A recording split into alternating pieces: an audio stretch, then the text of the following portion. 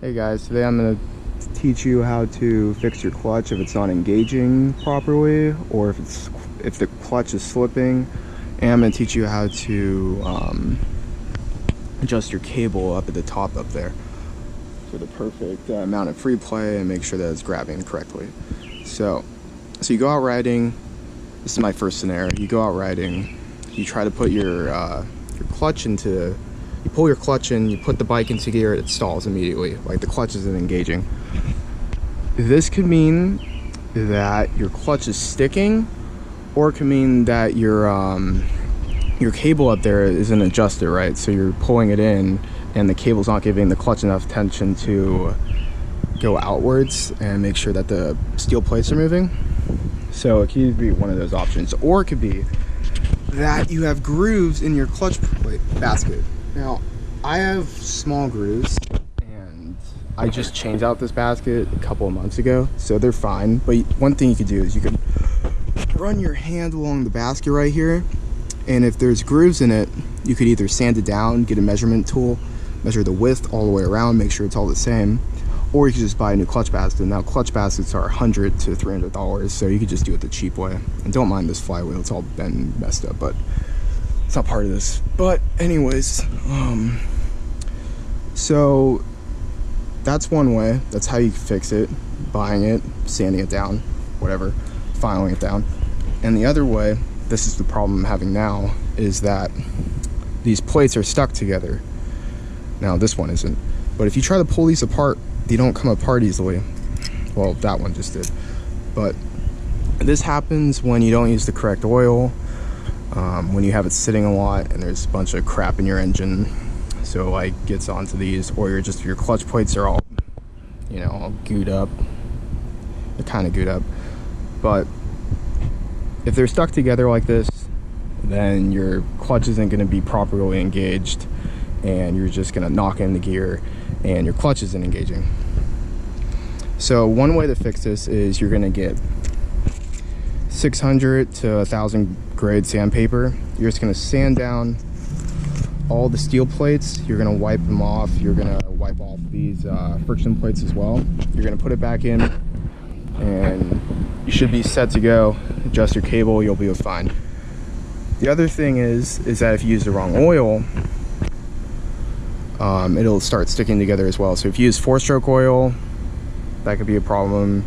If you use car oil, that could be a problem too. The other thing is car oil can cause clutch slippage. Now, I had this problem in my sport bike, but I fixed that. So let me show you my old clutch plates from that. These are the friction plates. These are clutch plates down here. Alright, let me show you these.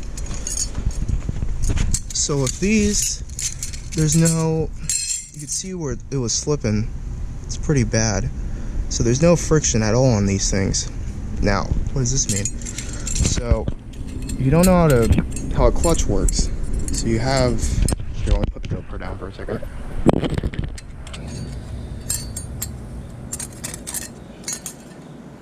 So depending on what kind of bike you have 5 even. You have 5 steel plates, 6 friction plates, or like on this bike right here, you have 6 steel plates and 7 friction plates. Now, how the clutch works is these friction plates will like go outwards, and they'll make sure that the steel plate moves, which the gear won't be, won't be all the way in. And then when it goes all the way in, it'll grab the steel plate in the center, and then these will all move together, making the flywheel spin, thus making your gear spin all to your sprocket to the back wheel. But with clutch slippage, you'll rev it really high, it'll exceed in speed. Sorry, there's a hair right there. And then these friction plates will just slide, and it'll feel like that your clutch is pulled in, but it's not, because there's no friction right here to stop it from grabbing all the way. That was a pretty bad explanation, but that's another way. And the only way to fix that is just buying new friction plates but I recommend buying new springs too and the steel plates. Just a clutch kit. It only costs 80 bucks at most. Well, depending on what bike it is, it could cost up to $160.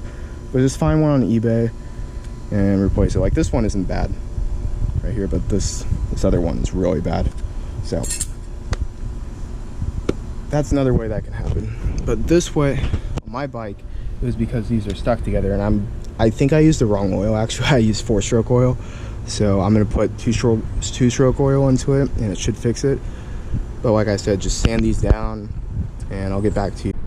All right, now that I've sanded down all these steel plates and they're all loose like that, they're all nice and they're not sticking to each other, what you're gonna want to do is clean out the engine now and get rid of all the crappy oil in there or all the sludge that's built up at the bottom. Now the easiest way to do this, in my opinion, is to get a you can either go rent out one of these air compressors, or if one of your friends has one, just borrow it from them, or you could get one of these it's like a computer dust bottle, and they just spray air out of them. You're gonna want to go get some brake cleaner from O'Reilly's or Napa Auto Parts, whatever. Spray it down all in there. Then you're gonna lean the bike over and you're just gonna blow it all out. Now what this does is that it gets rid of all that crap in there, and then it's pretty much like an oil flush. Like you could do that also, but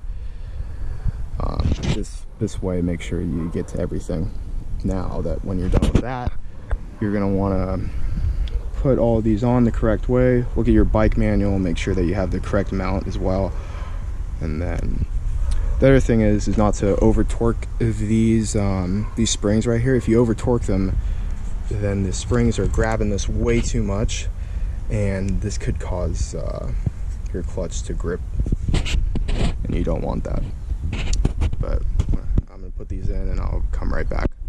All right, now that you got these in, you're gonna want to put the I think it's called the flywheel. It goes around this, and then you put the springs back on.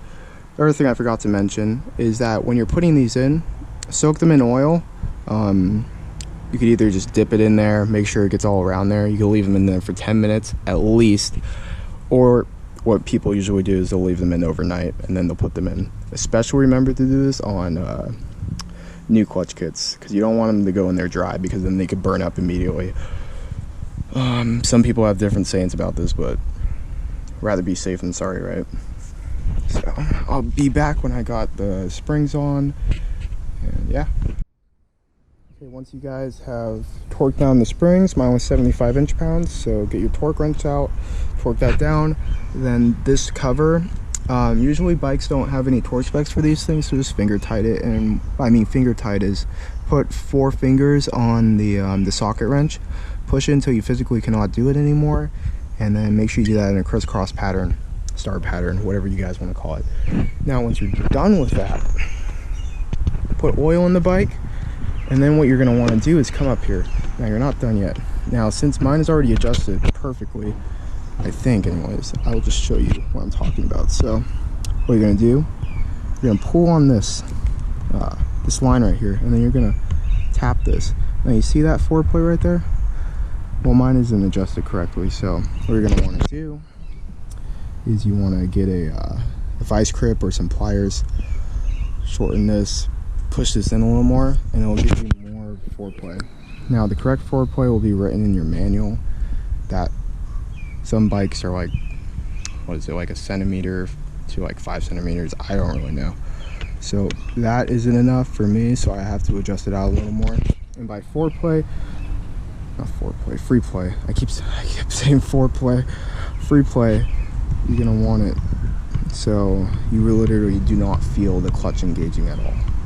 So once you're done with that, start the bike up. If it doesn't work, go to a mechanic and have them check it out. But I think I covered everything for you guys. That's my knowledge. That's some basic like clutch stuff that anyone could do at home. But yeah, anyways, I hope your bike runs fine. I know mine will, because I just rode it.